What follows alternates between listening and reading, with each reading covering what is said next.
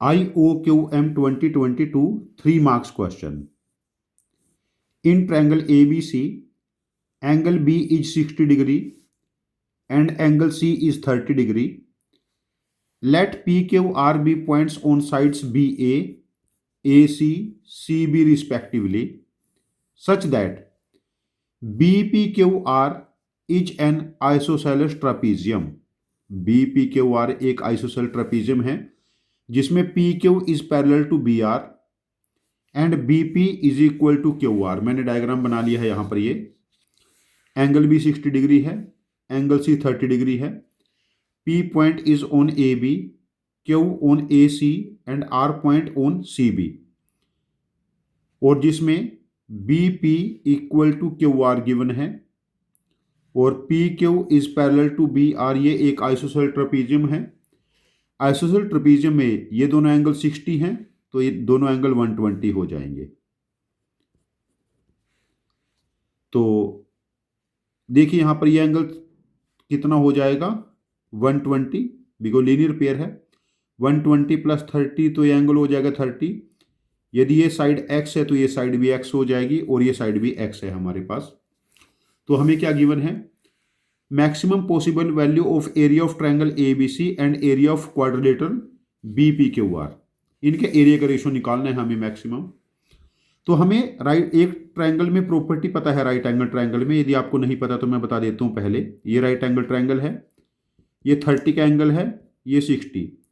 यदि 30 डिग्री के सामने वाली साइड L है तो 60 के सामने वाली साइड उसका √3 टाइम हो जाएगी, और राइट एंगल के सामने वाली साइड 30 के सामने वाली साइड लेंथ का डबल। अब यहां देखिए ट्रायंगल ABC में 30 का एंगल है तो AB साइड लेंथ को मैं थोड़े टाइम के लिए L एज्यूम कर लेता हूं। तो AC हो जाएगी √3L एंड BC हो जाएगी 2L। ये BC side length becomes 2L। अब देखिए हम लोगों ने ये एंगल 60 गिवन है तो यहां पर एक परपेंडिकुलर ड्रॉप करा लेते हैं। This becomes height. तो यदि राइट एंगल के सामने वाली साइड लेंथ x है तो ये एंगल 30 बचेगा। थर्ड एंगल 30 के सामने वाली साइड लेंथ x/2। राइट वाले के सामने जो साइड लेंथ है वो 30 के सामने वाली साइड लेंथ उसका हाफ हो जाएगी ना।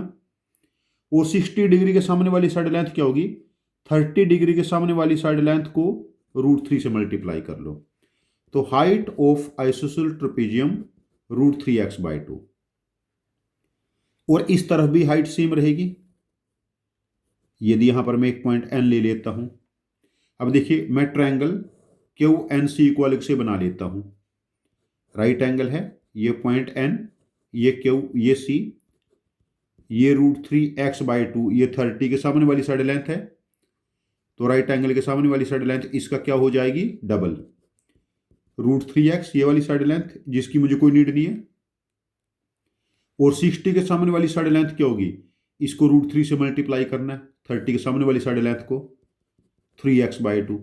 अब ये QN 3x/2 है, this is x and R is x/2।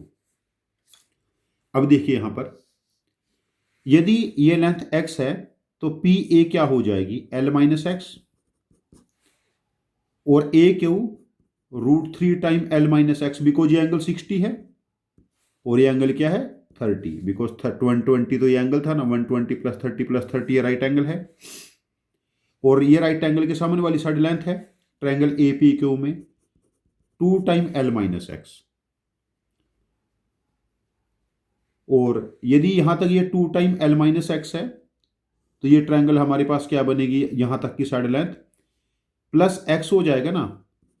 2L - 2x में x ऐड करेंगे, 2L - x। अब देखिए area of triangle 2 time area of triangle ABC upon area of quadrilateral BPQR। देखो 2 time area of triangle 1/2। Base L है,